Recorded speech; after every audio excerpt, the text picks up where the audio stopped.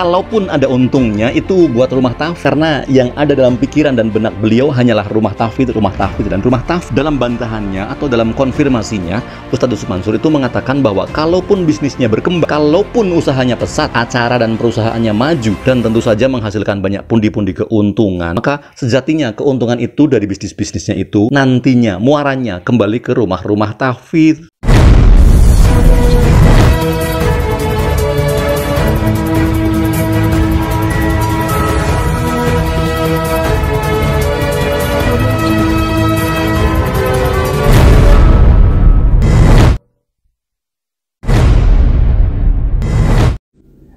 Bismillahirrahmanirrahim. Assalamualaikum warahmatullahi wabarakatuh.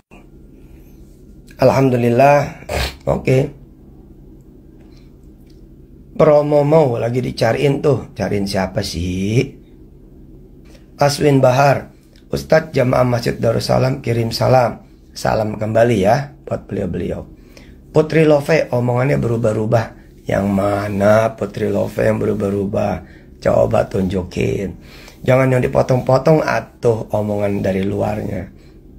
Tapi kalau manusia mah emang begitu. Namanya manusia, pasti ada aja perubahannya. Ya mungkin juga ada yang berubah dari saya. Tapi maksudnya berubah jadi pembohong, penipu, enggak lah. Kita masih ada kok, nggak kemana-mana. Pak mau to the point aja napa? Muter-muter mulu. Yang mana? Yang muter-muter kan begini saya. Muter-muter. Enggak lah.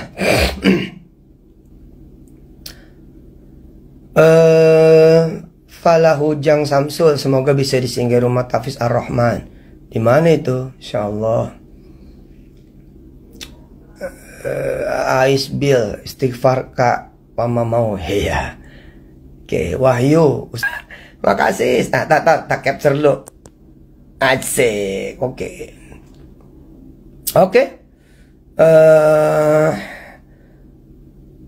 Udah dulu ya. Kembali tadi.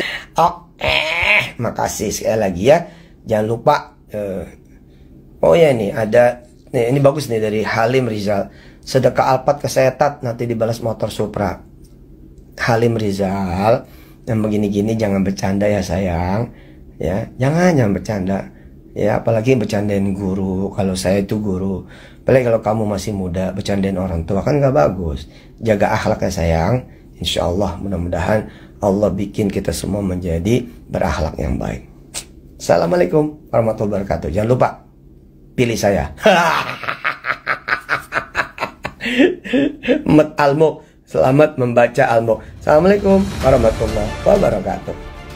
Ini kata Ustadz Yusuf Mansur ketika itu, penjelasan detail yang menyatakan bahwa keuntungan yang didapat beliau dari berbagai bisnisnya, bisnis keuangan, saham, klub bola, kuliner, hotel dan properti, pendidikan dan sebagainya, semua keuntungannya itu diraih dari capaian bisnisnya itu akan kembali ke rumah tahfidz dan sama sekali tidak untuk memperkaya diri. Ustadz Yusuf Mansur tidak pernah pelit memberikan pelajaran dan pengajaran, meski pengajaran dan testimoni itu kini dianggap janggal, aneh dan ajaib setelah ramai diberitakan banyak portal medsos. Tetapi sebelum ramai diberitakan di berbagai medsos, pengajaran itu sebenarnya banyak diikuti dan dimaklumi dan dimakmumi. Bahkan tausiah itu tampil secara live di berbagai stasiun TV dengan durasi yang sangat panjang. Ustadz Yusuf Mansur pernah mengajarkan bahwa cara gampang mendapatkan uang 300 miliar 5 tahun terakhir katanya.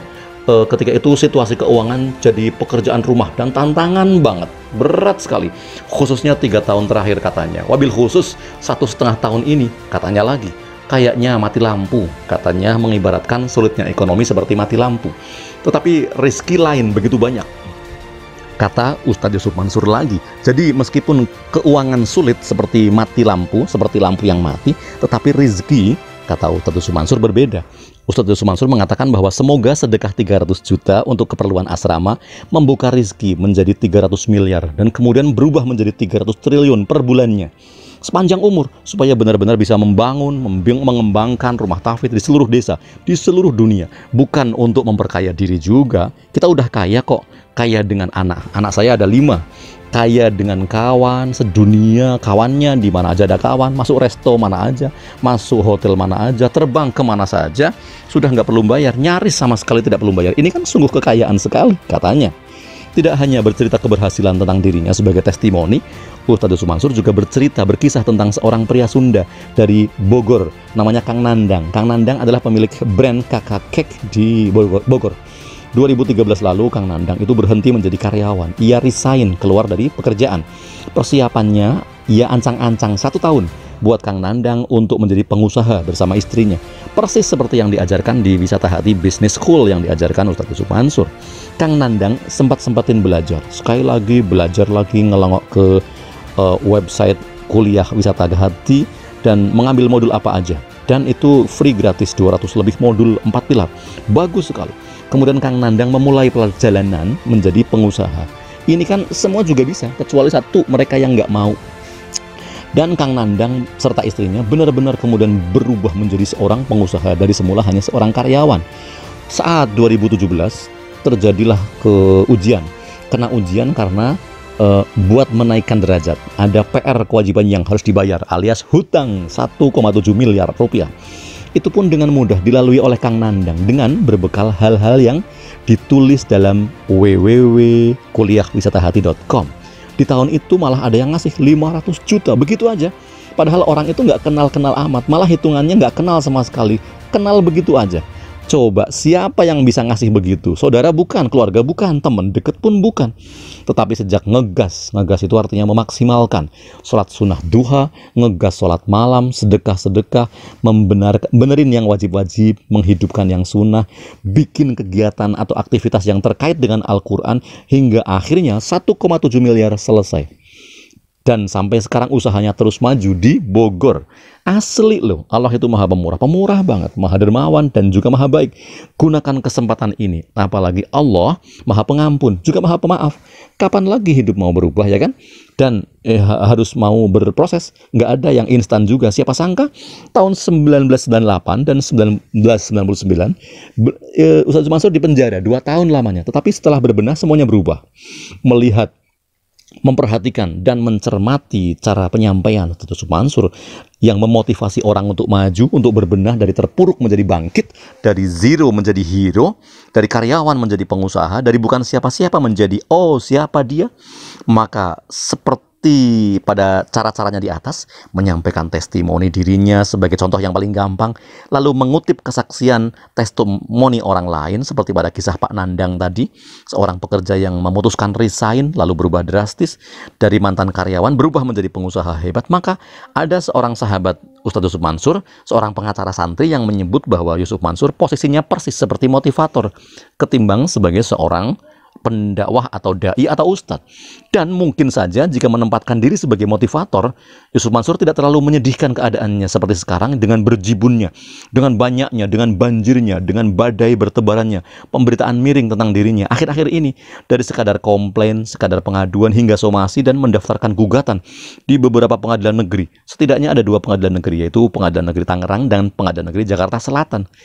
Tidak tahulah urusan ini mau kelarnya kapan. Yang terjadi justru menjalar dan melebar, menular, menjalar, melebar dan menular. Semestinya jika saya kawan dekat Ustadz Mansur yang akan didengar omongannya, saya akan menyarankan bahwa berusahalah untuk adanya ikhtiar menyelesaikan masalah.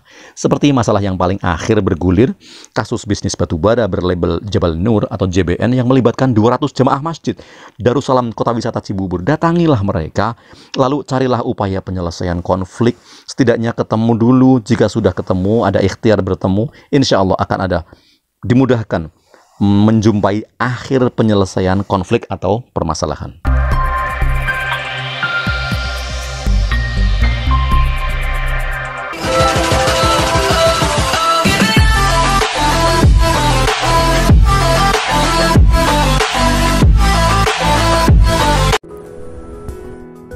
Terima kasih teman-teman yang sudah menonton video ini.